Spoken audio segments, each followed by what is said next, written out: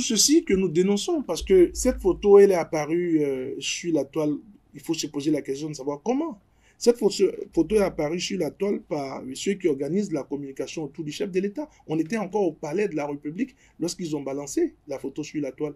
Mais l'objectif, c'est ça la question qu'il faut se poser. Quel est l'objectif? Puisque nous avons dit, nous avons estimé qu'on ne va pas en faire de trop, parce qu'avant d'aller au palais, on avait, au cours d'une séance de briefing, on s'était dit, mais est-ce qu'on communique avant d'aller au palais? Et ce que j'ai dit est sincère. Est-ce qu'on communique avant d'aller au palais? Et donc, vous avez décidé de ne pas communiquer. Bon, j'ai dirigé cette séance de travail et j'ai dit non, on va pas paraître comme si voilà, on était trop attaché à la communication et tout le reste. Et donc, on n'avait pas informé le peuple qu'on partait au palais. Et donc, les populations vaquaient à leur occupation quand d'un moment à l'autre, on voit une photo voilà, du secrétaire national de la communication du parti Les Démocrates avec, derrière le président Patrice Talon avec un léger sourire. Donc, on se pose la question de savoir, mais qu'est-ce qui se passe? Et donc, c'est fait à dessein. C'est fait pour qu'on puisse créer la confusion. C'est fait pour qu'on puisse remettre en cause votre posture d'opposant. C'est fait pour qu'on puisse dire, est-ce que votre lutte est sincère? Mais en ce moment bien précis, nous avons réagi. Et notre réaction, voilà, a essayé d'équilibrer le jeu. Les gens ont compris que, mais écoutez, vous avez voulu nous tromper en faisant fuiter cette photo. Parce que nous, on n'avait pas nos reporters, on n'avait pas notre équipe de... Voilà, parce que c'est la présidence de la République quand même. Et il faut faire un peu confiance. C'est que vous savez, les hommes qui sont prêts à reconnaître les erreurs, c'est les hommes qui comprennent qu'ils peuvent faire des erreurs. Vous, le premier pas de celui qui peut changer, c'est qu'ils comprennent qu'il peut s'améliorer. Mais lorsque vous avez en face de vous votre interlocuteur qui a l'impression que voilà, la vérité infuse est avec lui et en lui, et lorsque vous avez en face de vous votre interlocuteur qui pense que voilà, il n'est pas possible que ces options puissent être fausses, c'est difficile de corriger. Parce que nous, au niveau du parti Les Démocrates, vous allez comprendre que en choisissant le nom du parti, on a voulu envoyer un message. Celui qui est à la tête du parti aujourd'hui, il a dirigé ce pays pendant 10 ans. Moi, Guy Dossou Mitokbe, j'ai été son opposant. Je n'ai pas fait la prison. J'ai été son opposant. On ne m'a pas tiré là-dessus. Mais tout n'était pas rose non plus. Non, mon rôle ce matin dans vos studios, c'est pas de faire le point ou le bilan des 10 ans du président Yahi. Mon rôle, c'est de dire que nous sommes dans une posture où nous pouvons nous défendre parce que nous sommes dans la vérité. Mais vous devez pouvoir comprendre quelque chose. Je ne peux pas dire A et non A dans ce laps d'état. Je ne peux pas, voilà, il y a des acteurs, il y a des noms, il y a les noms d'un certain nombre d'acteurs politiques de d'autres pays que je n'ai pas envie de citer parce que c'est même pas de mes habitudes. On a vu des gens dans ce pays dire A aujourd'hui et le lendemain dire non A gaillardement et se justifier. Je ne suis pas de cette trempe. Comme je le dis souvent aux gens, mais écoutez, moi, mes parents sont pauvres, moi je suis d'une famille pauvre. Et puis, dans une famille pauvre, la première des choses que le père ou la mère lègue à son fils, c'est pas le matériel, c'est la dignité, c'est la posture droite. Et donc, moi je suis héritier de ça. Donc, moi je ne peux pas dire non A et non A en même temps. Je dis ce qui est sur la table aujourd'hui, c'est que j'ai une nouvelle posture, je ne fais pas le solde de ce qui est passé, ou bien voilà, les analyses de ce qui est passé, j'analyse ce qui est aujourd'hui, parce que comment on appelle, le fait que je rejoigne les démocrates, venons à la question, c'est de la cohérence au fait. Je suis cohérent. Lorsque je suis à l'Assemblée nationale en 2019, et non, je suis à l'Assemblée nationale en 2016. Et que, voilà, je vois un certain nombre de choses ne marchent pas avec le nouveau pouvoir. En ce moment bien précis, je suis le secrétaire général du parti Restaurer l'Espoir. Le parti donne des instructions. On était 2 députés du parti Restaurer l'Espoir à l'Assemblée nationale. L'honorable député Patrice Nombimet, et moi, à Baudrenfort, et moi-même. Mais j'ai été droit, j'ai été fidèle à toutes les instructions du parti Restaurer l'Espoir, du début à la fin jusqu'à la fin de mon mandat. Bonjour à toutes et à tous, bon réveil dominical, bienvenue sur l'invité. Nous sommes le dimanche 3 août de l'an 2025 pour le numéro d'émission de ce dimanche, le 1er du mois d'août 2025. On reçoit pour vous, avec ma collègue Billy Gailaibi, Guy Dossoumitokwe. Il est le secrétaire national à la communication du parti politique Les Démocrates. Guy Dossoumitokwe, bonjour. Bonjour, monsieur le journaliste. Merci d'être là. Billy Gailaibi, bonjour. Bonjour, monsieur Mitokwe. Bonjour, Khaled. Merci d'être avec moi pour co-animer cet entretien télévisé. Avec Guy Dossoumitokwe, nous allons revenir sur la rencontre qui a eu lieu lundi dernier entre le président de la République, Patrice Talon, et la jeunesse béninoise au Palais de la Marina. Il aura nous effectué quelques commentaires aussi d'entre deux jeux sur la célébration du 65e anniversaire de l'indépendance du Bénin. Guy Dossoumitokwe, bonjour à nouveau. Bonjour, monsieur le journaliste. Alors, on a vu, certes, l'ancien président Boniaï, président du parti politique Les Démocrates, dans une vidéo, justifier l'absence des démocrates aux manifestations officielles. Mais, on va vous reposer cette même question. Guy Dossoumitokwe, dites-nous, pourquoi vous n'étiez pas au défilé du 1er août? Est-ce que la fête du 1er août, pour vous, revêt un caractère partisan? C'est une fête nationale, on dit. Pourquoi vous n'y étiez pas? Merci beaucoup, monsieur le journaliste. Oui. Je vous salue, madame. Je voudrais, avant toute chose, saluer nos compatriotes, saluer les Béninoises et les Béninois, leur souhaiter une excellente fête de l'indépendance, et puis dire du fond de mon cœur que ça fait chaud de savoir que 65 ans après, notre pays continue sa marche. Et donc, la question que vous posez, c'est de savoir pourquoi nous n'étions pas présents à l'invitation du chef de l'État. Oui, pourquoi? Je crois qu'à notre place, à la place des responsables du parti, vous ne pouvez pas faire autrement, parce que pendant que ceux qui dirigent le pays actuellement nous envoient des invitations, ils continuent de brimer les droits d'un certain nombre de personnes au sein du parti. Vous n'êtes pas sans savoir qu'il y a moins de 2 mois, l'un des membres de ma cellule de communication, M. Julien Kandé-Kansou, a été arrêté. Actuellement, il est détenu à la prison civile de Ouida. Et avant Julien, il y avait d'autres personnes proches du parti qui ont été arrêtées de manière brutale. Et puis, vous n'êtes pas aussi sans savoir que le parti s'est prononcé sur, je ne sais pas si je vais dire, sur le kidnapping ou sur l'enlèvement du journaliste Sosupé Komlan. Et donc, on ne peut pas dénoncer de pareilles pratiques et puis juste quelques jours, quelques semaines après, festoyer avec le régime.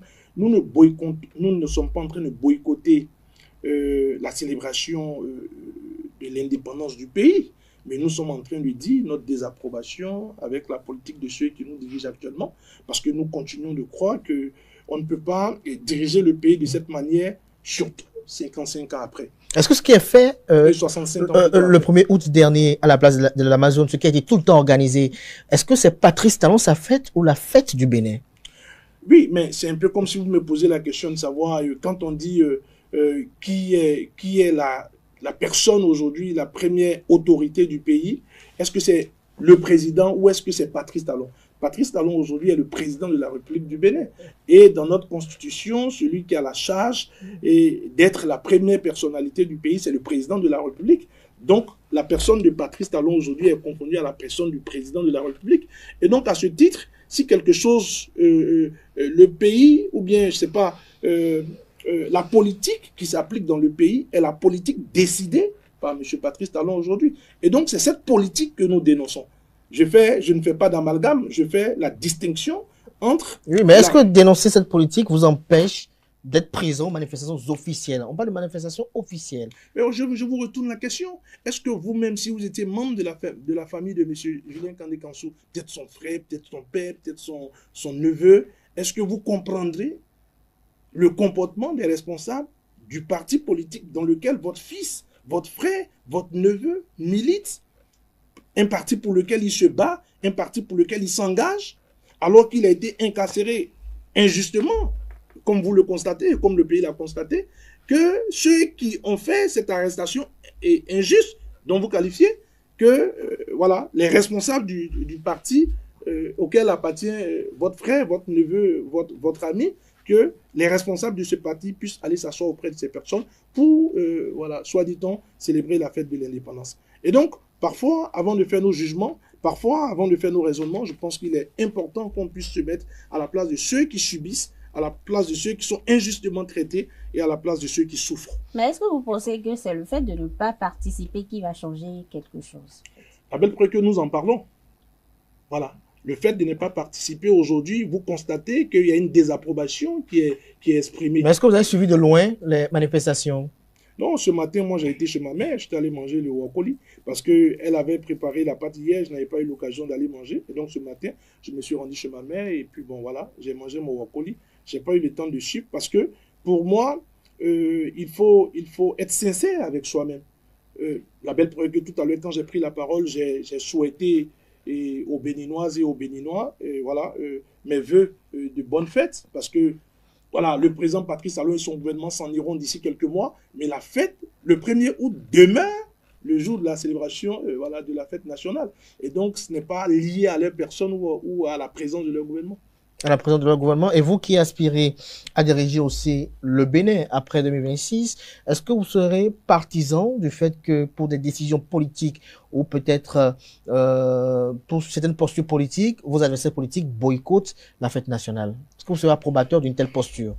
Cette question m'amène à dire que c'est d'ailleurs le bien fondé de l'existence d'un contre-pouvoir. Même si beaucoup pensent aujourd'hui qu'il faut voilà, de plus en plus s'éloigner de certaines terminologies telles que opposition et tout le reste. Il faut qu'il y ait voilà, des contre-pouvoirs, des pouvoirs qui essaient d'équilibrer le jeu politique. Et donc, si nous arrivons au pouvoir, et ça je pense que par la grâce du Seigneur, d'ici quelques mois, ça sera une réalité, si nous arrivons au pouvoir, qu'il n'y a pas de contre-pouvoir, qu'il n'y a pas de pouvoir pour équilibrer ce que nous faisons, ce que nous proposons, je crois que Blaise Pascal, des siècles avant moi, l'avait déjà dit. Le pouvoir corrompt, le pouvoir absolu corrompt absolument. Monsieur Mitankwe, on parle également de la rencontre de la jeunesse béninoise avec le chef de l'État, Patrice Talon, qui s'est tenu au Palais de la Marina le 28 juillet dernier. Et vous y étiez en tant que tête de délégation. Vous avez conduit la jeunesse au Palais de la Marina. J'aimerais vous demander ce que vous avez pensé de l'accueil. Oh, madame la journaliste,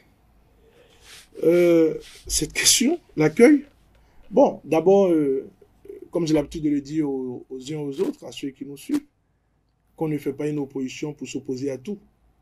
Et nous le démontrons tous les jours qui passent. On ne fait pas une opposition voilà, pour noircir tout, pour peindre tout en noir. Tout à l'heure, vous me posiez la question de savoir pourquoi on n'était pas présent à la célébration de la fête, célébration organisée voilà, par ceux qui nous dirigent actuellement. Et j'ai dit que voilà, on ne peut pas être en train de festoyer voilà, pendant que les notes sont détenues. Donc, la question que vous posez maintenant, vous avez refusé une invitation, mais pourquoi vous avez répondu à l'invitation du palais? L'invitation du palais dénote d'abord du fait que nous sommes demandeurs du dialogue. Il n'y a pas d'amalgame. Parce que j'ai entendu beaucoup de commentaires, j'ai vu beaucoup de personnes faire des commentaires en disant, mais écoutez, voilà pourquoi ils peuvent aller s'asseoir avec celui dont ils dénoncent la politique. D'ailleurs, votre photo a fait le tour de la toile. Le tour de la toile. Beaucoup ont critiqué, on vous a vu sourire auprès du chef de l'État. Certains ont dit que votre posture à côté de Patrice Talon n'était pas celle de appropriée à votre posture politique. Est-ce que vous répondez à tout cela? Oui, vous savez, c'est tout ceci que nous dénonçons, parce que cette photo, elle est apparue sur la toile. Il faut se poser la question de savoir comment. Cette photo est apparue sur la toile par ceux qui organisent la communication autour du chef de l'État. On était encore au palais de la République lorsqu'ils ont balancé la photo sur la toile. Mais l'objectif, c'est ça la question qu'il faut se poser. Quel est l'objectif? Puisque nous avons dit, nous avons estimé qu'on ne va pas en faire de trop, parce qu'avant d'aller au palais, on avait, au cours d'une séance de briefing, on s'était dit, mais est-ce qu'on communique avant d'aller au palais? Et ce que j'ai dit est sincère. Est-ce qu'on communique avant d'aller au palais? Et donc, vous avez décidé de ne pas communiquer. Bon, j'ai dirigé cette séance de travail et j'ai dit non, on va pas paraître comme si voilà, on était trop attaché à la communication et tout le reste. Et donc, on n'avait pas informé le peuple qu'on partait au palais. Et donc, les populations vaquaient à leur occupation quand d'un moment à l'autre, on voit une photo voilà, du secrétaire national de la communication du parti Les Démocrates avec, derrière le président Patrice Talon avec un léger sourire. Donc, on se pose la question de savoir, mais qu'est-ce qui se passe? Et donc, c'est fait à dessein. C'est fait pour qu'on puisse créer la confusion. C'est fait pour qu'on puisse remettre en cause votre posture d'opposant. C'est fait pour qu'on puisse dire, est-ce que votre lutte est sincère? Mais en ce moment bien précis, nous avons réagi.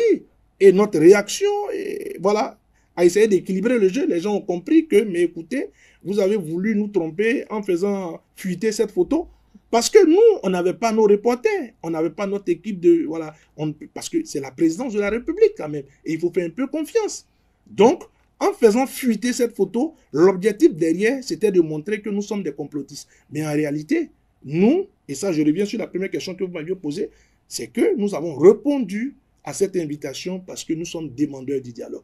Nous avons répondu à cette invitation parce que nous estimons qu'en 9 ans de gouvernance, ils n'ont pas créé un espace suffisant pour qu'on puisse se parler franchement. En 9 ans de gouvernance, ils n'ont pas créé l'espace nécessaire pour que non seulement les jeunes du Bénin puissent leur poser leurs problèmes, leurs difficultés quotidiennes, mais ils n'ont pas créé notamment d'espace pour que nous-mêmes qui sommes au sein des partis politiques, que nous puissions avoir l'espace nécessaire pour discuter avec eux. Et donc, lorsque j'ai conduit cette délégation, l'accueil, j'ai vu, voilà, je vais dire, la satisfaction dans le visage des uns et des autres.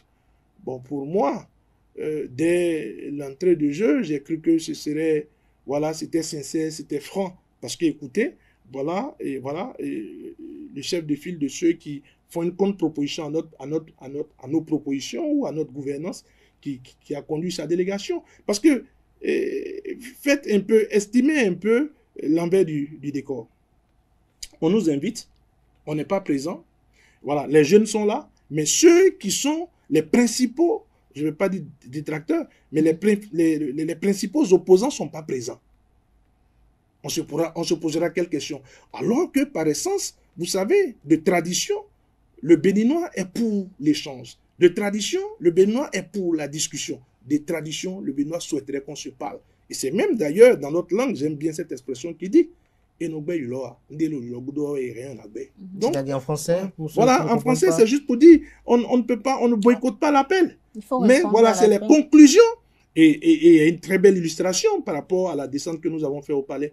Lorsqu'on a répondu à cet appel, lorsqu'on a été présent, et qu'après la première phase, on nous a dit, mais écoutez, il y a un copieux déjeuner, voilà, on vous reçoit comme des hôtes de marque, il faut venir pour qu'on aille manger. Justement, pourquoi vous avez rejeté cette invitation? Non, madame, nous sommes des personnes cohérentes. Est-ce toujours une forme d'opposition? Est-ce de la fierté? Nous sommes harmonieux avec notre démarche et nous sommes cohérents avec ce que nous disons. Est-ce que c'est cette harmonie qui vous empêche de manger? Non, je l'ai dit en forme tout à l'heure. C'est que l'autre chose... Vous n'étiez pas invité pour venir manger, vous n'avez pas fait chez vous. Non, l'autre chose qu'on pouvait, c'est-à-dire derrière le Yulo, dont je parlais tout à l'heure, c'est le déjeuner. On ne peut pas s'asseoir et prendre un copieux repas suivi de belles boissons avec ceux qui viennent d'incarcérer les nôtres, avec ceux qui refusent de libérer les nôtres, avec ceux qui ont poussé à l'exil nos compatriotes, avec ceux qui, d'une manière ou d'une autre, nous musellent, avec ceux qui dispersent nos meetings. Donc, on est cohérent et on est harmonieux avec nous-mêmes. Mais Guido Soumitokpe, la vidéo intégrale de cette cérémonie, ou cette séance d'échange, si on peut le dire ici, a été rendue publique. Est-ce que vous avez des propos que vous ne retrouvez pas dans cette vidéo intégrale? Oui, je le dis, je dirais même la main sur le cœur. Oui, il y a des séquences que nous ne retrouvons pas. Les séquences sont véritablement importantes. C'est pas à moi de juger de ça. Parce que c'est pas nous qui avons... C'est vous qui avez tenu les propos, vous étiez au palais. Oui, nous sommes des invités. Vous savez, j'ai l'habitude de dire quelque chose. Quand la confiance déserte le forum, l'invitation n'a plus son sens. C'est-à-dire quoi? C'est-à-dire, lorsque vous m'invitez, que je réponds à votre appel, la première des choses que je mets sur la table, c'est la confiance. Dans tous les cas de schéma. Madame, le jour où vous m'inviterez chez vous pour un repas, et que je vous dis oui, la première des choses que j'ai mis sur la table, c'est la confiance. Ça veut dire que, voilà, vous êtes quelqu'un auprès de qui je peux manger, je peux boire. Monsieur Kader, le jour où vous m'invitez, baptême d'un de vos enfants, je sais pas, voilà, une sortie, en connaissance, si je réponds à votre appel favorablement, La première des choses que j'ai mis sur la table, c'est la confiance.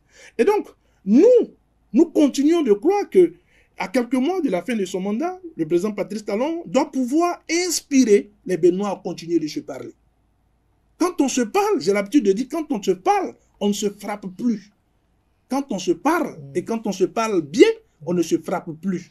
Et donc, nous sommes demandeurs du dialogue. Et donc, vous ne pouvez pas être demandeur du dialogue et boycotter justement, une invitation pour Guy Mitopoué, vous êtes demandeur du dialogue. Vous étiez à ce dialogue-là lundi dernier au Palais de la Marina. On a vu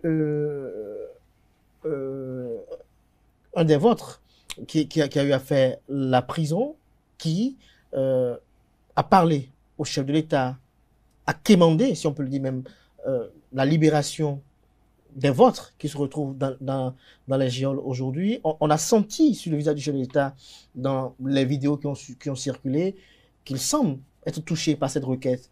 Mais pourquoi au lendemain de cette requête-là, qui n'est pas encore traitée, dont vous ne savez pas si elle aura une suite favorable, non seulement juste après cela, vous n'allez pas au déjeuner et après, vous boycottez le défilé?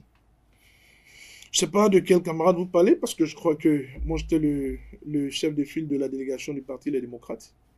Et donc, à ce titre, les questions que j'ai eu à poser, et les interventions que j'ai eu à faire, c'était en qualité de chef de file de la délégation des jeunes du parti. Je parle de Thibaut Ogou.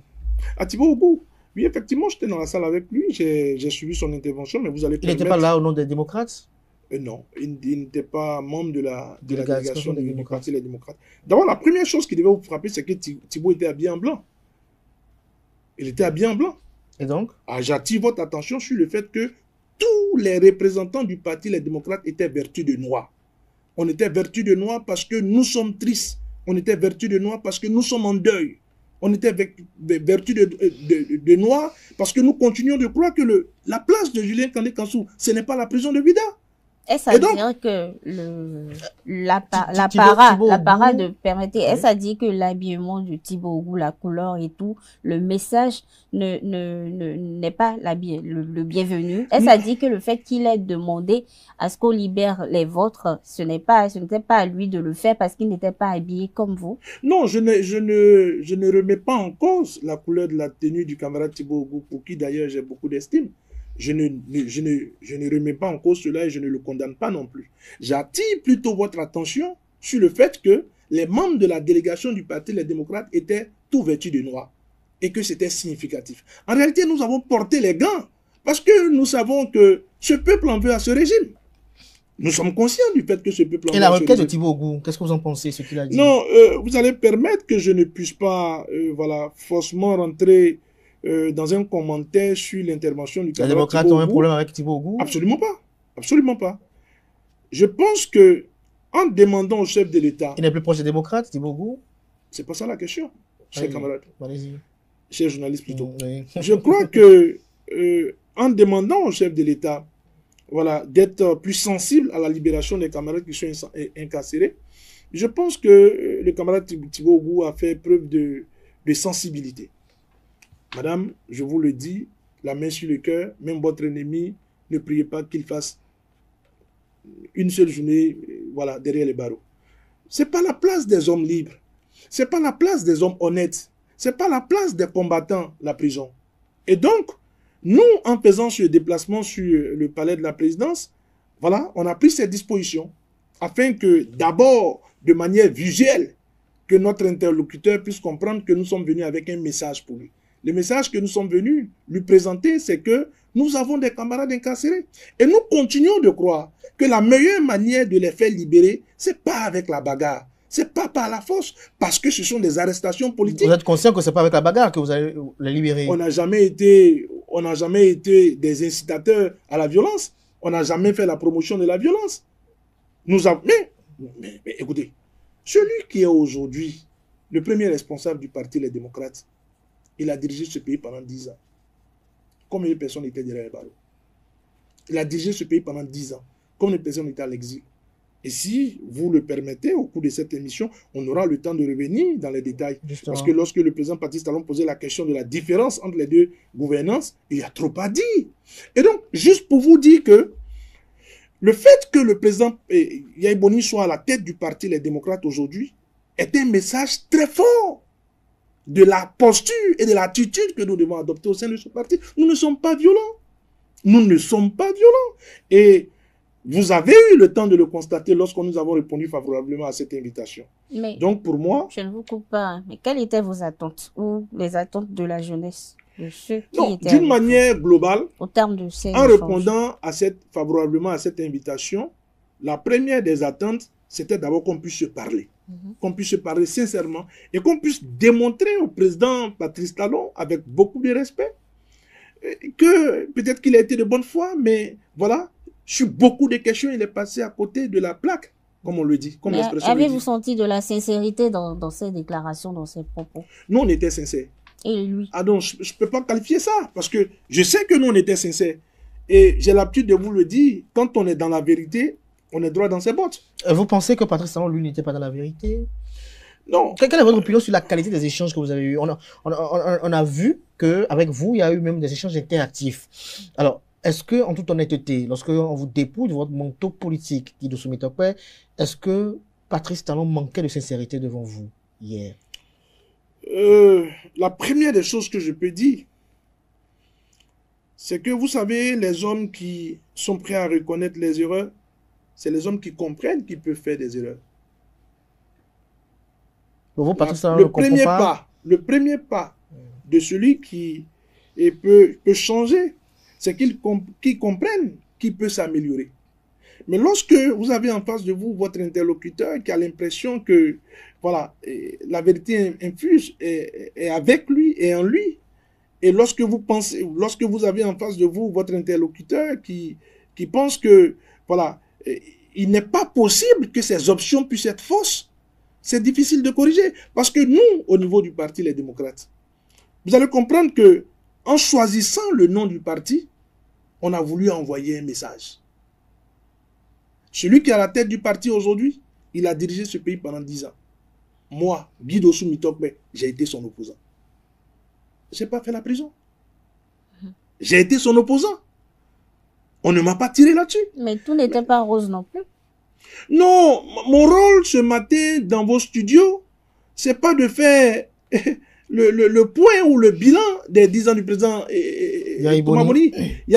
Mon rôle, c'est de dire que nous sommes dans une posture où nous pouvons nous défendre parce que nous sommes dans la vérité. Mais au cours de cette rencontre-là, Patrice Talon a parlé également de...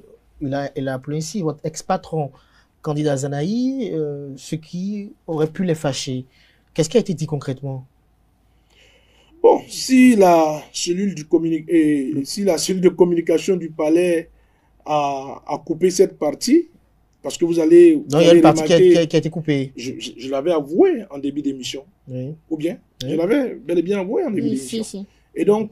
Qu'est-ce qui a été coupé? Cette partie fait partie des parties qui ont été retranchées. Non, si la cellule de communication du palais a décidé de ne pas présenter ça aux Béninois, il n'est pas de mon rôle, je ne suis pas le porte-parole. Il n'est pas de mon rôle de dire ce qu'ils ont dit sur le président de mon ancien parti politique.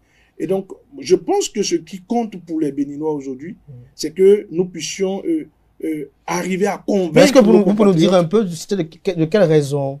C'était une raison d'ordre politique, d'ordre personnel? La rupture, quelle était la cause? Pour reprendre la question? La rupture entre Patrice Talon et candidat Zanaï, c'était d'ordre personnel ou politique? C'est la même chose que la première question que vous venez de me poser. C'est pas à moi de les répondre. Non, juste la cause. Personnelle ou politique? C'est la même question que vous venez de poser. Pas de lui rapporter ce qui a été dit. Non, c'est la même question. Parce que si ils ont coupé, c'est qu'ils estiment qu'ils ne souhaiteraient pas que les Béninois entendent ce que le président Patrice Talon a dit du président candidat Zanaï. Et donc, vous voulez que je sois le messager de la mort, venir dire ce qu'ils n'ont pas voulu que tout le monde entende? Moi, j'ai fait ma part. J'ai conduit la délégation du Parti Les Démocrates au niveau du palais de la présidence. Alors, au cours des échanges interactifs avec le chef de l'État, il y a eu sur la question de l'emploi, vous avez eu à échanger. Est-ce que le chef de l'État vous a convaincu dans son approche? Non, il ne pouvait pas me convaincre dans son approche. Comment? Pourquoi? Et là-dessus, c'est l'une des raisons pour lesquelles... Il a donné une illustration assez cible. Voilà, je crois que vous n'allez pas m'imposer ce qu'il m'avait imposé, c'est-à-dire m'empêcher de parler. Non, du tout pas. Non, donc, du tout pas. Une fois étant dans ce studio, je crois que j'aurai l'occasion d'expliquer à nos compatriotes pourquoi ils ne pouvaient pas me convaincre. D'abord, en début de propos, j'ai dit que je suis un homme de gauche. Et j'ai dit en début de propos que nous sommes plus proches des socialistes. Quand on prend la devise du Parti Les Démocrates, aujourd'hui, nous sommes des sociodémocrates. Voilà, le socialisme, le libéralisme, les sociodémocrates, voilà, et tout le reste. Et donc, ce n'est pas le même courant. Ce n'est pas le même courant. Moi, je suis un homme de gauche. Le président Patrice Talon et normalement tous ceux qui le suivent, vous devez pouvoir comprendre qu'il n'a même pas besoin de prendre un microphone et monter sur tous les toits pour dire qu'il est un homme de droite. Moi, je ne suis pas un homme de droite. L'homme de droite, c'est un libéraliste. C'est parfois même un ultra-libéraliste. Moi, je ne suis pas un libéraliste. Le libéralisme, c'est le capital, le gain, le gain. Et nous continuons de croire que on peut réussir l'économie, mais en mettant un peu d'humain là-dedans. C'est ça la différence. Et là, lorsque le président m'a posé la question, à savoir, voilà, et la question de la nounou, et puis voilà, au niveau de mon ménage, la première des choses que vous devez pouvoir comprendre, c'est que c'est pas le même registre. Parce que beaucoup m'ont dit, mais pourquoi vous n'avez pas répondu à la question? Mais le président a répondu à ceux qui m'ont dit cela. Il a dit, mais écoutez, il ne peut pas répondre parce qu'en réalité, les non-dits du président, c'est que c'est pas un ultra-libéraliste. Moi, je le suis et je ne m'en cache pas, je me réclame. Parce que lorsque j'ai pris l'exemple du président Thomas Boni Yayi en disant que nous sommes des hommes de gauche, vous pouvez voir, dernièrement, le parti Les Démocrates s'est affilié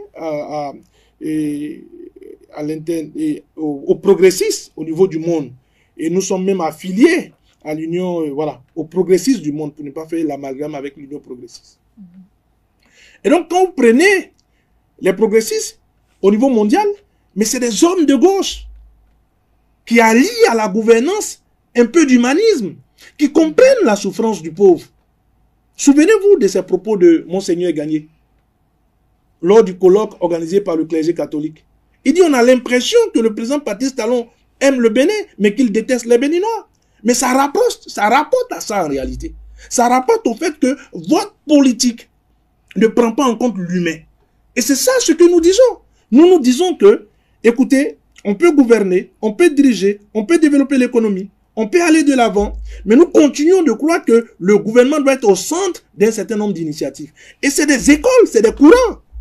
Et c'est à chaque courant, à chaque école, d'expliquer les biens fondés de sa politique au peuple.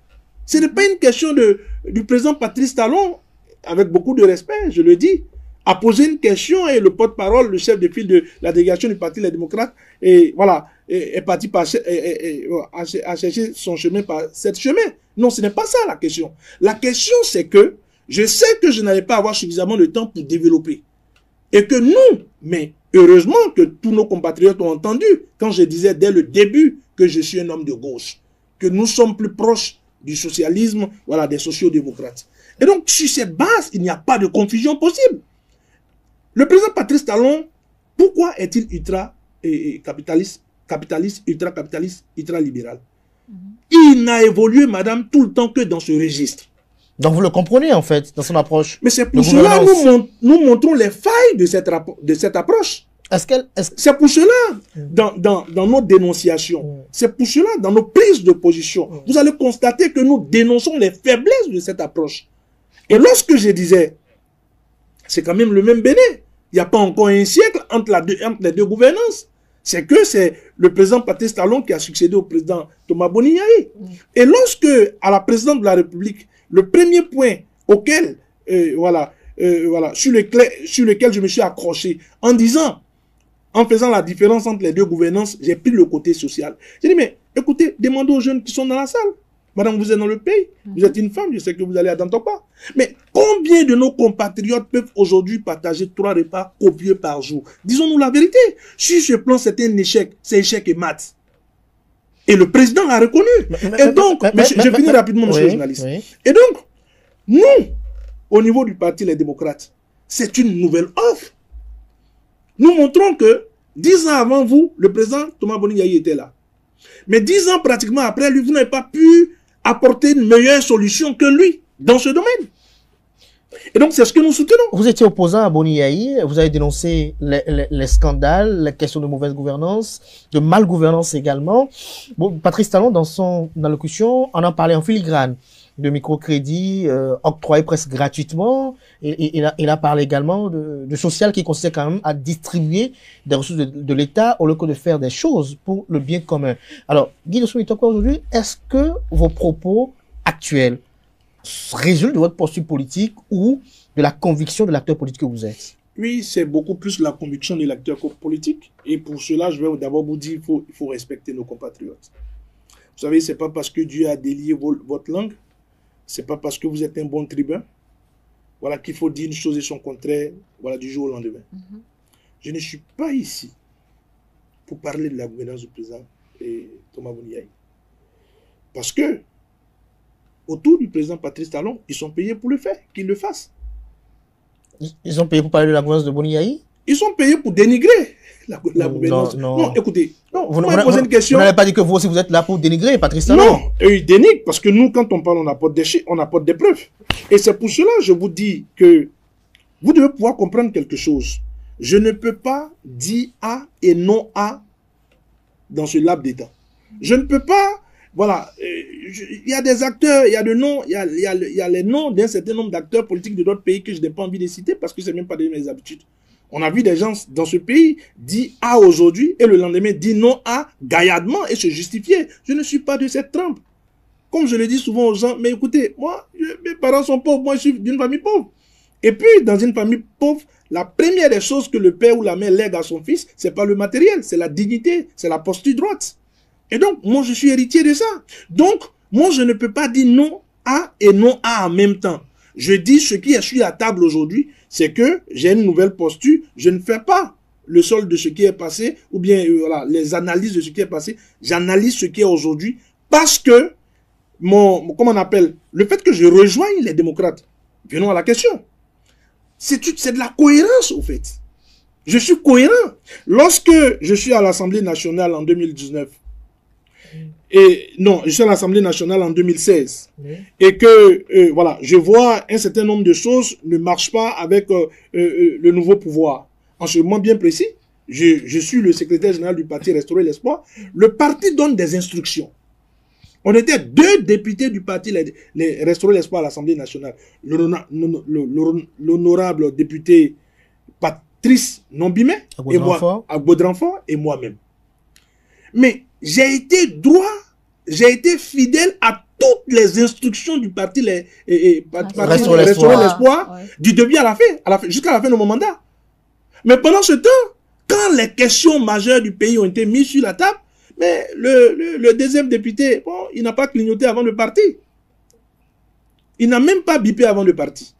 Mais moi, je suis resté fidèle. Tu parles de Patrice Nombimet. Bon, j'avais déjà dit son nom. Donc, quand je reste fidèle comme ça, et que je reste fidèle, secrétaire général du parti, je reste fidèle en même temps au parti, je reste fidèle aux instructions du parti, je défends vaillamment au sein de l'Assemblée nationale, je fais des prises de parole, je défends, je prends position au niveau du Parlement, avec la bénédiction des premiers responsables du parti. On finit tout ça. Je comprends que le temps est venu pour que je parte. Je reviens sur mes vomissures. Je ne peux pas revenir sur mes vomissures. Parce que c'est quoi revenir sur ces vomissures? Revenir sur ces vomissures, c'est que en quittant le parti Restaurer l'Espoir, alors qu'on était en train de dénoncer les dérives du régime actuel, que je rejoigne le régime actuel. Et ce serait chose facile. Quand on est jeune, quand on a mon âge, quand on n'a rien, quand on n'a pas grande chose dans sa vie, qu'est-ce qu'on fait? Mais on va à la rivière. Patrice Talon a dit que vous êtes son ami. Mais non, quand le président Patrice Talon dit que je suis son ami, il faut comprendre. Il faut comprendre que j'ai fait partie des premières personnes à le soutenir et à l'aider à venir au pouvoir. Vous savez, le ministre Oswald Omeki est encore vivant, même s'il est, voilà, n'est pas libre de ses mouvements, une pensée à son endroit. Mais c'est lui et moi qui avons travaillé, les jeunes, c'est lui et moi qui avons tenu la branche des jeunes pour le président Patrice Talon en 2015-2016. C'est lui et moi, les universités privées, publiques, partout, les jeunes. C'était le ministre Oswald Omeki et moi. Mais quand vous finissez tout ça, et que à un moment donné, il y a des dissensions entre le parti pour lequel vous êtes secrétaire général et le régime, et que le parti décide de partir par fidélité, vous décidez de suivre le parti et vous restez au sein de ce parti. Vous suivez les instructions du parti. Mais candidat Zanaï a eu à dire que vous avez fait la proposition en temps de rejoindre la mouvance. Monsieur Kader, vous savez, vous êtes un excellent journaliste. Et moi, j'ai beaucoup d'admiration pour vos capacités intellectuelles. Mais j'ai dit, moi, je suis un enfant qui ne dérobe pas aux instructions de son père. J'ai dit que, je vais vous raconter rapidement 3 petites choses. Oui, allez-y. J'ai comparé mon départ du parti Restaurer l'Espoir au fils qui, à un moment donné, a compris qu'il était devenu un peu mature et qu'il pouvait aller fonder son propre foyer, c'est-à-dire marier une femme. C'est pas parce que tu as quitté la maison de ton papa que désormais tu vas regarder ton papa avec la main gauche. Et donc vous êtes dans de bons termes avec candidat Zanaï. Madame la journaliste, candidat Zanaï, en dehors de la politique, moi je le considère comme un père. Et ça, je vous le dis la main sur le cœur. Je le considère comme un père. Est-ce qu'il est arrivé à un moment donné que vous avez émis le vœu d'aller à la mouvance présidentielle à un moment donné? Je reviens sur la question. Lorsque je finissais l'université, j'ai été premier vice-président de la Fédération nationale des étudiants du Bénin, ensuite président de la Fédération nationale des étudiants du Bénin. Celui qui m'a pris la main pour me conduire sur le terrain politique, c'est le président candidat Zanaï. Mais au nom de quoi aujourd'hui vous voulez que je réponde au président candidat Zanaï? Je ne peux pas le faire, je n'en ai même pas le courage. Ça, c'est la première des choses que j'ai. Donc, du coup, vous l'avez fait? Je vais revenir sur la question pourquoi je ne suis pas allé à la. Est-ce que j'ai fait une proposition pour qu'on ait la mouvance? Oui. La deuxième des choses, je bénis le Seigneur, mon père, il est encore vivant. Même s'il a 84 ans, il est encore vivant. Lorsque le président a fait sa sortie, le président Zanaï a fait sa sortie médiatique, et je dirais sur moi, mais la première des personnes que je suis allé voir, c'est mon père. Il dit, mais papa, voilà, c'est chaud, c'est encore sur la table, qu'est-ce qu'on fait? Mais qu'est-ce qu'on fait? Quelle question? Mais tu n'as rien à dire. Tu es un mari. Et donc, vous n'avez rien à dire? Tu es un mari, tu n'as rien à dire. C'est vrai que je suis né en Côte d'Ivoire, mais j'ai une éducation mari pure. Et chez les maris, vous savez que le respect, la dignité, c'est pas à négocier. Et ma mère... Vous parlez de dignité. Et ma mère... Votre dignité n'est-elle pas entachée avec ces déclarations? Laquelle des déclarations? Que à un moment donné du cheminement au sein de Restaurer l'Espoir, vous avez émis le vœu d'aller à la mouvance présidentielle. Et que peut-être parce que vous avez été rétorqué là-bas, vous vous retrouvez au sein des démocrates. Je vous ai dit que je ne vais pas répondre à cette question, mais je vais vous donner des indices. Parce que répondre à cette question, c'est répondre au président. Et j'ai reçu l'instruction de ne pas répondre au président candidat et je ne vais pas répondre. Instruction de votre père? De mon père. Et d'ailleurs, un commentaire de ma mère qui disait, mais écoute, et moi, ton ancien président, c'est quelqu'un que j'ai toujours aimé. Et je pense que j'ai toujours considéré que tu étais comme un fils pour lui. Voilà. Même quand le père se penche après le fils n'a rien à dire, n'a pas à répondre. C'est l'éducation qu'on m'a inculquée. Et puis, je ne peux pas faire autrement. Et donc, lorsque vous dites, est-ce que je n'ai jamais fait cette proposition? Mais, madame, je ressemble à quelqu'un qu'on va chasser à la mouvance? Non, répondez à ma question. Est-ce que Guy Dossou Mitokpe, avec en toute modestie, franchement en toute modestie, je ressemble à quelqu'un qu'on va chasser à la mouvance? Ah, vous aussi dites la vérité. Mettons les cartes sur la table. Bon, Guy Dossou Mitokpe, vous en parlez tout à l'heure, mais par rapport à votre posture, beaucoup ont critiqué cette posture, ils ont trouvé trop souriant, ils vous ont trouvé trop docile au côté du chef de l'État. Qu'est-ce que vous avez à répondre à ceux qui vous ont dit ça? Non, je crois d'abord que, est-ce que c'est trop souriant, trop docile? Vous savez, j'ai parlé tout à l'heure de l'équipe de communication qui a fait les montages. Peut-être que vous avez souri peut-être une seule fois. Et puis, ça peut revenir à plusieurs fois quand on fait ce que vous appelez souvent en journalisme les gros plans. Mais hormis ça, je ne crois pas que on va dans un tel contexte au palais de la présidence pour, renfroyer la mine. Non, renfroyer la mine comme si, on était venu pour un combat sur un ring. Non, je ne crois pas. Et de l'autre côté, ce que vous dites, la posture que j'ai adoptée quand j'étais arrêté, je le dis et j'insiste là-dessus. Vous savez, au-delà de tout ce qu'on dit, même si je suis de l'opposition, il s'agit quand même du chef de l'État. Il s'agit du président de la République qui m'a appelé à ses côtés. C'est vrai que je ne fais pas partie de ses partisans. C'est vrai que je dénonce une bonne partie de sa politique. Mais non déplaise, il est le président de la République. Et de l'autre côté, il y a aussi que, je l'ai dit tout à l'heure, vous allez permettre que je puisse revenir là-dessus sans que cela ne soit voilà, trop redondant. Mais moi, je suis mari. Moi, je suis un mari. Et chez nous, les maris, le respect est avant toute chose. Vous avez, une fois de plus, je vais encore dire notre expression dans notre langue. Quand on veut parler du chef de l'État, on dit, voilà, Médé Sissi Diakhao. Ouais, c'est celui que, voilà, qui convient, voilà. Le respect. Le respect et tout ça. Et donc, moi, je suis un mari, j'ai reçu une éducation mari, même si je suis né en Côte d'Ivoire. Mais je suis mari de père et de mère. Et donc, à ce titre, je pense que je ne peux pas mettre mes deux mains dans la poche, ou bien une main dans la poche, alors que je suis en présence du président de la République. J'ai pensé que c'est la meilleure des postures, voilà, être attentif, voilà, être à l'écoute, parce qu'il faut avoir une écoute très attentive, en ce moment bien précis, parce que j'étais parti pour voilà, poser les difficultés, les problèmes d'une jeunesse, et il fallait rester concentré. Donc pour moi, c'était la meilleure manière de rester concentré et de ne pas adopter une posture d'insolent ou voilà, de prétentieux, parce que je continue de le dire, c'est le président de la République, même si je ne fais pas partie de ses partisans. Donc pour revenir toujours à cette rencontre avec Patrice Talon et la jeunesse à laquelle vous avez pris part, Patrice Talon a également dit que Boniaï et lui s'appellent, s'échangent, s'écrivent et qu'ils se voient fréquemment. Est-ce que après cette rencontre, vous avez posé la question à Boniaï? Non, avant de vous répondre si j'ai répondu au président Boni, si j'ai posé la question au président Boniaï ou pas, je vais d'abord vous dire quelque chose.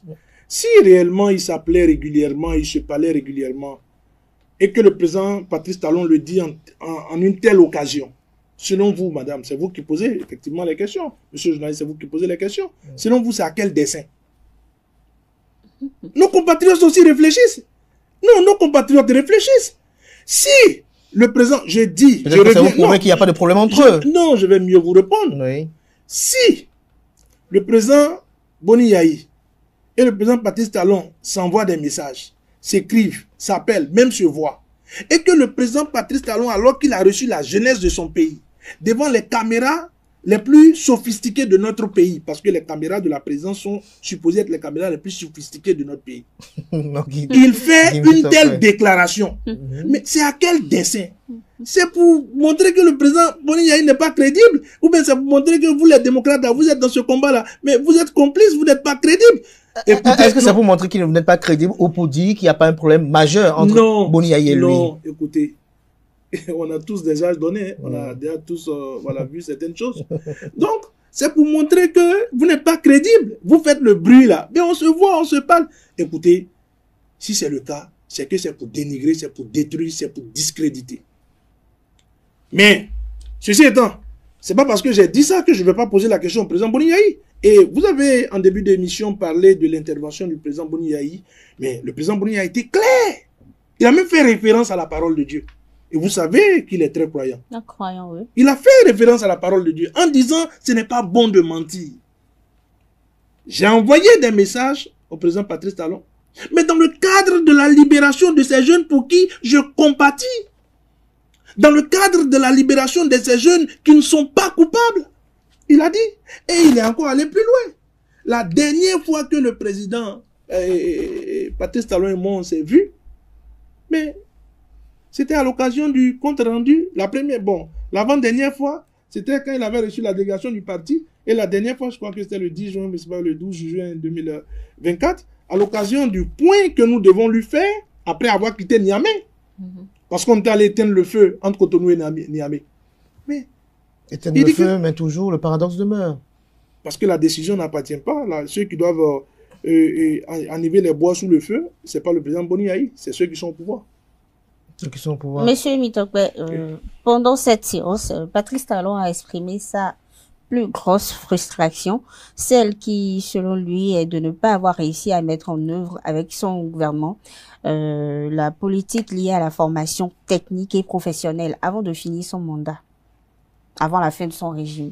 Moi, j'aimerais vous demander, selon vous, est-ce suffisant de mentionner essentiellement cela ou c'était juste un jeu de mots?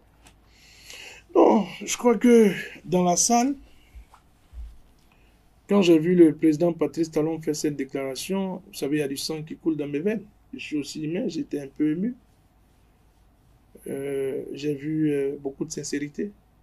Mais en même temps, ça montre les limites. Mais est-ce que vous êtes satisfait de ce qu'il a dit? Quand il parle de plus grosse frustration, oui, il ne parle que de la formation technique. Non, c'est ce que j'ai dit. C'est que ça montre en même temps les limites de ce régime. Parce que, vous savez, depuis 1990, aucun pouvoir n'a eu autant les marges, ne s'est donné autant les marges, en brisant les codes, en brisant les limites, en brisant le pouvoir du contre-pouvoir que le régime Patrice Talon.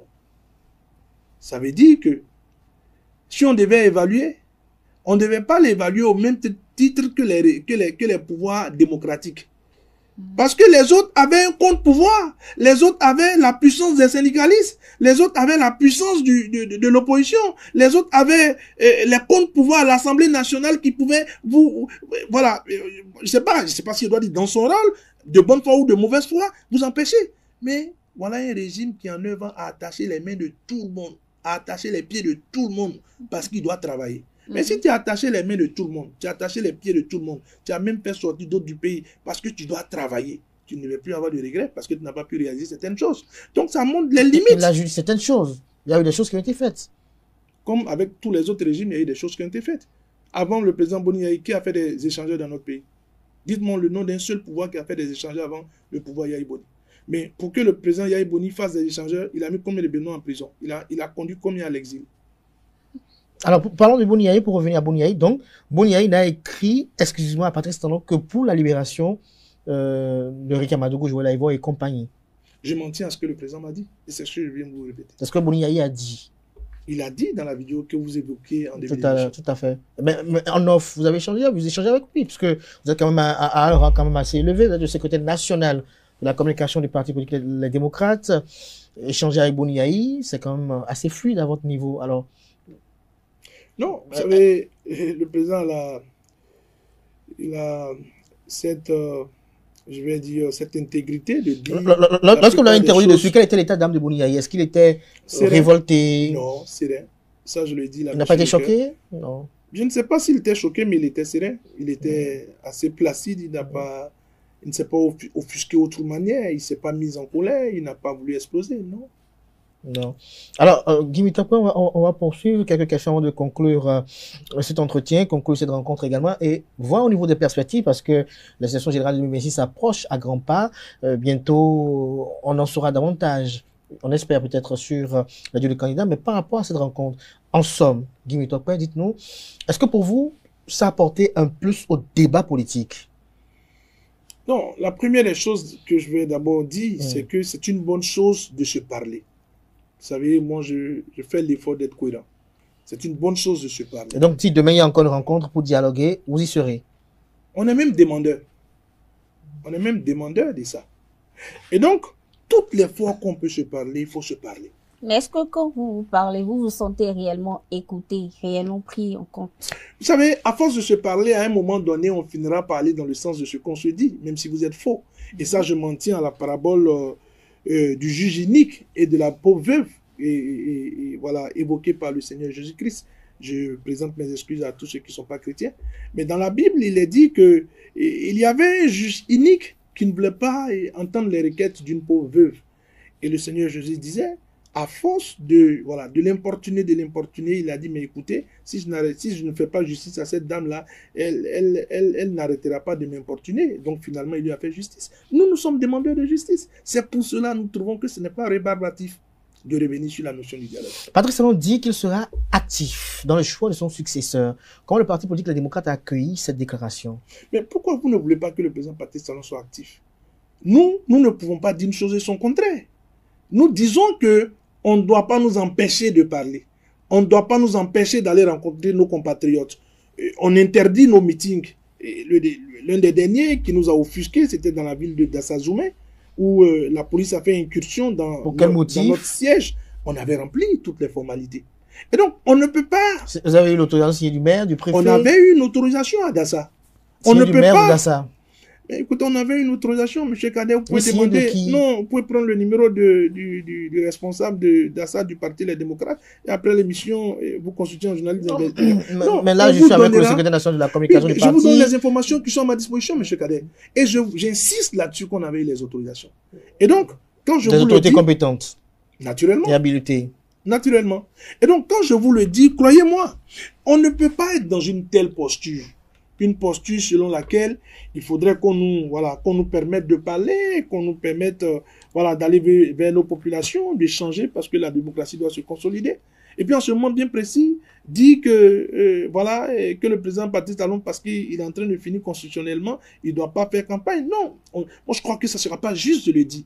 Si il veut être actif, il veut défendre son bilan. Mais dans le même temps, que nous soyons traités tous à la même enseigne. C'est tout ce que nous demandons. Parce que nous croyons à la force de la démocratie. Tout à l'heure, je vous disais que ce peuple est mûr. Il est mûr. Les chiffres, les indices et autres, rien n'est plus évocateur que ce que vit le peuple. Et nous savons que le peuple est mûr. Et nous continuons de croire que quand on dit que la démocratie n'est pas bonne pour les pays pauvres, je ne suis pas d'accord avec cette assertion. Je continue de croire que il faut laisser la liberté aux uns et aux autres et il faut travailler dans un registre démocratique afin de pouvoir garantir la sécurité des uns et des autres. Et vous ne craignez pas que en 2026, on ait encore un duel Patrice Talon-Boni-Yahi? C'est pas ça la crainte. C'est pas ce qui devait être la crainte de nos compatriotes. Je pense que ce qui devait être la crainte de nos compatriotes, c'est le fait qu'on ne puisse pas dire la vérité des urnes. Vous savez, il y a certaines populations qui nous ont reproché le fait que vous dites qu'on vous a volé, vous dites que ce n'est pas 28 députés que vous avez eu. Mais écoutez, nous, on a fait ce qui nous revenait de faire. Nous sommes sortis, nous sommes allés voter. Mais la sécurisation vous revient. Et donc, si vous n'arrivez pas à sécuriser ce que nous partons faire, mais n'accusez pas. Et je dis cela quand je dis qu'il y a des choses qui sont importantes. Parce qu'aujourd'hui, le président Thomas Boni-Yahi est le président respectable et respecté du Parti Les Démocrates. Le président Patrice Talon, devant le peuple et devant la communauté internationale, a dit qu'il est le patron des deux partis. Mais pourquoi vous ne voulez pas que, alors que les deux sont les premiers responsables de leurs différents camps, qu'ils ne puissent pas être actifs, qu'ils soient actifs. Mais par contre, les gens ont peur que hier, au lieu de réfléchir sur les véritables questions du pays, d'analyser un projet de société de tel ou tel autre camp, qu'on verse dans du anti-Yahi ou du pro-Talon. Non, c'est ce que je voulais. J'insiste, je m'emploie à vous dire. Oui. Vous savez. C'est pas moi, à nos amis internautes qui nous suivent. Oui, je m'emploie à dire à nos amis. Vous savez, lorsque vous faites la promotion de la démocratie, c'est que vous faites la promotion du débat. Il n'y a pas de démocratie sans débat. Donc, en disant que nous faisons la promotion de la démocratie, nous insistons sur le fait que permettez-nous de parler. Permettez-nous de démontrer que vous n'avez pas été à la hauteur. Permettez-nous de démontrer que ce n'est pas ça. J'ai dit à quelqu'un, et la personne m'a dit, mais venant de toi, mais ça me surprend. J'ai dit à quelqu'un, si le prochain président, et ça je le dis formellement, si le prochain président, celui qui va remplacer le président Patrice Talon, va combattre nos espérances, va remettre en cause les grands travaux, va remettre en cause les grandes réalisations, il nous trouvera sur son chemin. Parce que le problème, ce n'est pas la question des grandes réalisations. Le problème, c'est d'abord que, parce que les gens font de l'amalgame. Oui. Les gens font de l'amalgame. Quand les gens disent que, ah, mais pourquoi vous n'arrivez pas à aimer le président Patrice Talon? Mais comment vous n'arrivez pas à aimer un tel monsieur? Je dis non, vous faites de l'amalgame. Les grands travaux, oui, je viens. Comprenez-les, lorsqu'ils longent la route des pêches. Non, mais c'est ce que je vous dis. Oui. Écoutez, M. Kader, avant moi, beaucoup d'orateurs l'avaient dit. Le Bénin en 1960 n'était pas le Bénin d'aujourd'hui. Et je vous ai pris tout à l'heure l'exemple des échangeurs. Vous savez, chaque président qui vient faire pour lui, chaque président qui vient faire ses réalisations, il faut rester dans une dynamique. La dynamique dans laquelle nous sommes, le Bénin aujourd'hui à un niveau donné. Tout président qui viendra remettre en cause le niveau auquel nous sommes, il faut combattre ce président. Le président qui viendra et qui va nous rassurer, qui fera mieux que le président Patrice Talon, c'est derrière ce président qu'il faut aller. Et c'est ça, moi, mon combat. Et il est sincère, ce combat. Je ne voudrais pas que, écoutez, que nos acquis soient remis en cause. Je ne milite pas pour que celui qui va venir après le président Patrice Talon, dès qu'il a payé les salaires, il dit maintenant je peux dormir, ça va, le pays va bien. Non! Il faut travailler pour les générations qui viennent. Il faut anticiper sur les réalisations. On a des retards à rattraper. On a de grandes choses à faire. Parce que nous sommes dans un conseil des nations. La question de la promotion du tourisme et de bien d'autres choses, il faut travailler pour ça. Et donc pour nous, nous ne sommes pas contre le développement du pays. Pour nous vous, ne les sommes démocrates? Oui, les démocrates ne sont pas contre... Écoutez, madame, je ne sais pas à quel âge vous aviez, excusez-moi que je le dise ainsi, lorsque le président Boni était au pouvoir, mais vous devez être quand même assez majeur. Mais écoutez, il y a des réalisations qu'il faisait. Nous-mêmes qui étions à l'opposition, on ne pouvait pas en faire la promotion parce qu'on était à l'opposition. Mais ce n'était pas des choses à remettre en cause. Donc, naturellement que le président Patrice Talon fait des choses, fait certaines choses pour lesquelles il ne faut pas remettre en cause. Mais le président qui viendra et qui pensera qu'il faut encore remplir les géoles, qui pensera que seulement par voie électronique, qui pensera qu'il faut pousser les gens à l'exil parce que lui veut travailler, qui pensera qu'il faut remplir les prisons parce que lui veut travailler, qui pensera que dès que ça ne va pas, il faut envoyer la police, il faut envoyer les militaires, tabasser, ligoter parce que lui veut travailler, on n'en a pas besoin. D'accord. Ce dont nous avons besoin aujourd'hui, c'est des personnes qui pourront travailler, qui pourront développer le pays, qui pourront encore construire des voies parce que tout est à faire, parce que le pays a développé, parce que le pays a du potentiel. Et c'est avec ça qu'il faut travailler. Et vu que vous parlez de ce dont vous avez besoin, ou de ce dont a besoin le peuple, pour 2026, les élections de 2026, comment est-ce que le parti, les démocrates, se préparent? Sereinement. Sereinement, à part les perturbations qui sont d'origine du régime qui est en face de nous. On prépare. Vous estimez qu'il y a une volonté de débaucher des gens? Ça ne manque pas. Bon, je ne parle pas forcément de débauchage, je parle du fait qu'on nous empêche de travailler. Je parle du fait qu'on nous intimide. De faire les meetings. Voilà, on nous empêche de nous déployer, on nous empêche même le fait de corser la loi, c'est pour que le parti disparaisse. Parce que j'ai eu à l'expliquer au président de la République, lorsque je parlais de l'article 146 nouveau de l'actuel code électoral. En réalité, quand vous regardez dans le fond, cet article 146 nouveau, il a été mis dans la loi à cause d'un seul parti. Parce que, sachant très bien qu'il sera difficile au parti d'avoir 20% dans les 24 circonscriptions électorales, il se trouve la parade, eux, de ne pas rechercher les 20% parce qu'en se mettant ensemble avec 10%, bon, voilà, la mission est accomplie. Donc, vous comprenez que cet article a été mis dans la loi parce qu'on veut voir un seul parti disparaître. Nous ne voulons pas que les choses se poursuivent ainsi. Patrice Talon a dit il y a quelques jours qu'il pourrait choisir comme démocrate, il pourrait choisir chez les démocrates son candidat, tout comme il peut choisir aussi dans la mouvance, on ne sait jamais. Que penseriez-vous du fait qu'il choisisse comme filleul un démocrate? Non, madame, écoutez, si cela devait être possible, on devait d'abord pouvoir le voir durant ces 9 années. Ou du moins durant ces 5 dernières années, dans son attitude. Êtes-vous en train de dire par là qu'il n'a rien, qu'il n'a donné aucun accès ou rien démontré qui puisse permettre cela? Vous n'y croyez pas, c'est ça? Non, je vous réponds et je voudrais que je suive ce que je dis. C'est que vous comprendrez que s'il était sérieux, on allait le voir dans ses agissements. On allait le voir dans les pas qu'il pose. Parce qu'aujourd'hui, il travaille à ce que le parti disparaisse. Est-ce que véritablement il travaille à ce qu'il disparaisse? Parce qu'on a comme une constance dans ses opinions. Déjà à la rencontre avec l'ancien président Bouniaï, actuel président du Parti politique des démocrates. Aux côtés, il y avait Nourenou Atchadé et bien d'autres de la délégation. Il disait déjà que si vous militez à ce que le code électoral soit revu, vous allez imploser le parti politique. À la rencontre avec les jeunes la dernière fois, on a constaté que lorsqu'il parlait de formation politique, il n'a cité que les 3, pratiquement. C'est comme si pour lui, les autres sont presque inexistantes. Alors, est-ce que vous ne voyez pas, peut-être en ce code électoral-là, un atout pour vos 3 formations politiques pour prospérer? D'abord, je vais vous dire quelque chose. Et ça, c'est une déduction. Vous savez, dans le calendrier qui nous a été envoyé par la Commission électorale nationale autonome, on devait procéder au retrait des fiches de parrainage le 25 juillet dernier. Nous sommes aujourd'hui le 1er août. Ça a été reporté de manière unilatérale. Mais nous, au niveau du parti, les démocrates, nous interprétons ce report. Nous interprétons ce report que le régime en face de nous n'a pas pu déboucher une seule personne parmi nos 28. Parce que si le régime débouche un seul député, nous n'avons pas de maire pour le moment. Par la grâce du Seigneur, en 2026, on aura beaucoup de maires. Mais pour le moment, on n'a pas encore de maires. Donc, nos parrains, c'est que les 28 que nous avons. La loi, elle a été cousue à notre taille par nos adversaires pour ne pas nous rater. Quand ton adversaire te coud une chemise, il ne faut jamais porter la chemise parce que le problème, c'est que c'est toi, il guette. Vos députés ne vous font pas de volonté de les faire changer de camp?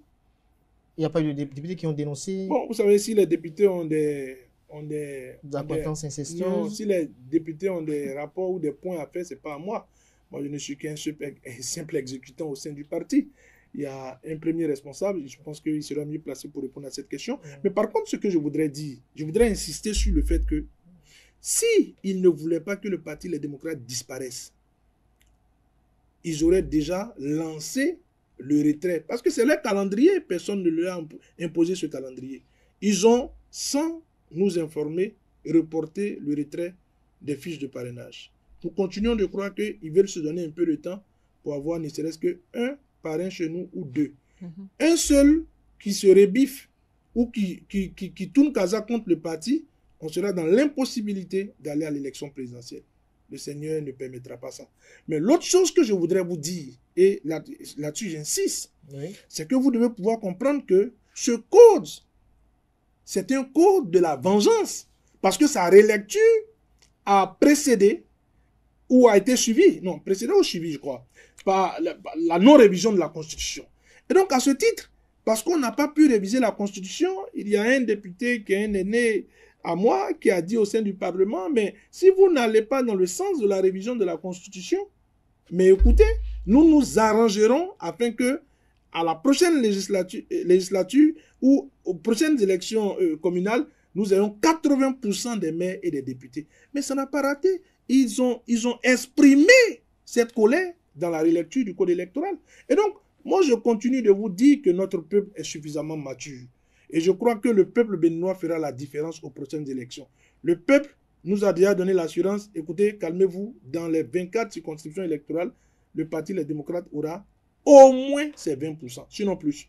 Et nous allons travailler afin que les deux partis du chef de l'État, et d'ailleurs lui-même a dit au cours de cette rencontre au palais que ce n'est pas des partis différents. Parce qu'un parti normalement qui est progressiste, l'Union progressiste, devait être un parti de gauche. Mais celui qui est capitaliste et capitaliste dit que c'est son parti. Donc, ce n'est pas des hommes de gauche. Et l'autre qui est républicain, normalement, devait être un parti de droite. Donc, c'est de la confusion. Et donc, ces confusionnistes, il ne faut pas leur laisser le temps de nous distraire. Et à ce titre, le peuple a dit, comme vous avez fait le combat pour que la relecture soit une réalité, et ils n'ont pas voulu revenir sur leurs décisions, nous, le peuple, nous allons vous donner les 20% au moins dans les 24 circonscriptions électorales.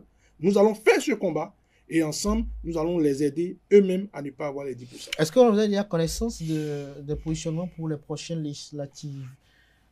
Quand est-ce qu'on connaîtra votre duo de candidats aussi à la présidentielle?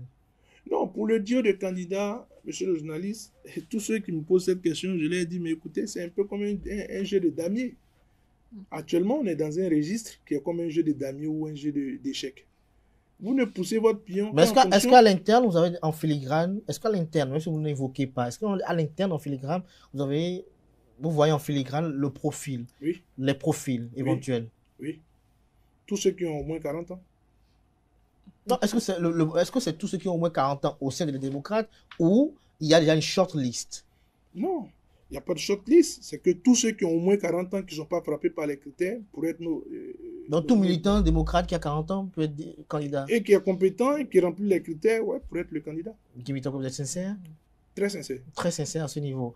Billy David, la dernière question, oui. Ma dernière question, c'est concernant les Vodou Days. Vous, en tant que chrétien, que pensez-vous de cette initiative-là mise en place par le gouvernement depuis quelques années? Les Vodou Days. Les Vodou Days.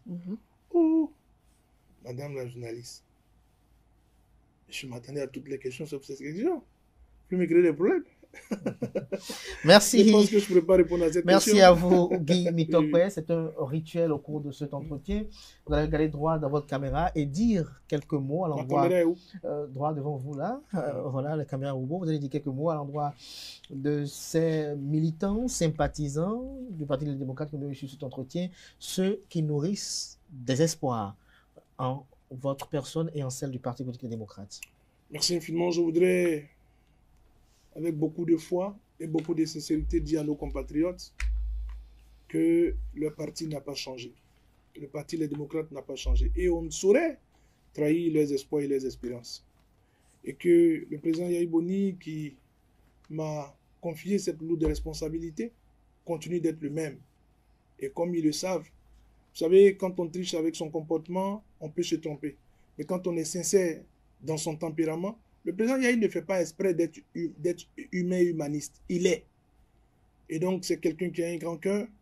Et donc, le parti Les Démocrates est un parti qui prône la chaleur humaine, le cœur humain dans la gouvernance d'un pays.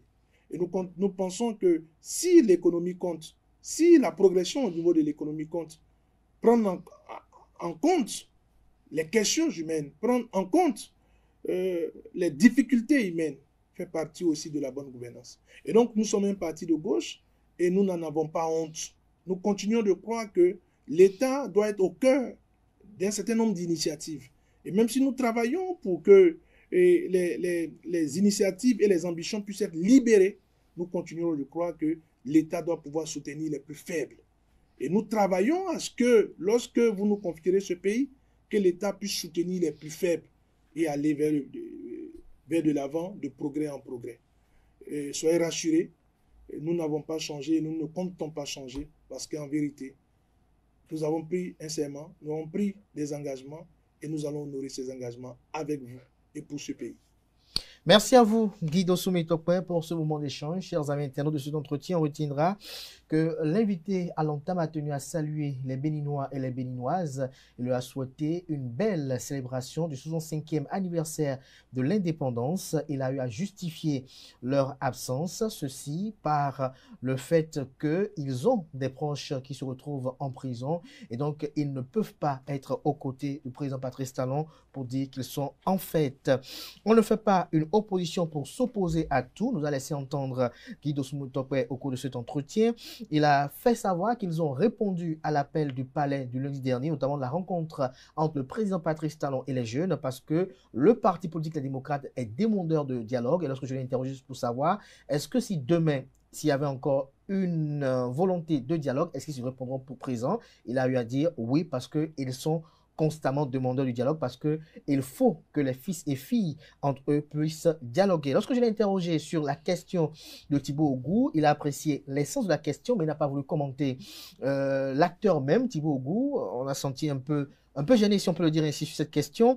Lorsqu'il a été interrogé également sur Candide Armand-Marie Azanaï, Guy Dossou-Metokwe nous a fait savoir qu'il a reçu l'instruction de son père et de sa mère, de ses géniteurs, de ne pas répondre à Candide Armand-Marie Azanaï, qui pour lui reste et demeure un père. Il a eu à partager avec nous quelques anecdotes avec Candide Azanaï, notamment anecdotes à travers lesquelles on peut comprendre que c'est Candide Azanaï qui l'a amené à la politique.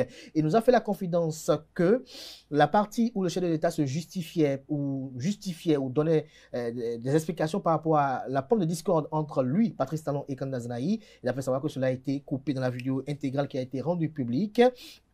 Pour lui, la politique de Patrice Talon ne met pas l'humain au centre. Il a argumenté dans ce sens-là parce que lorsqu'on l'a réinterrogé sur la question de l'emploi qui a été objet de débat du berger à la berger entre lui et Patrice Talon, il a fait savoir que pour lui, la politique de Patrice Talon n'a pas l'humain au centre.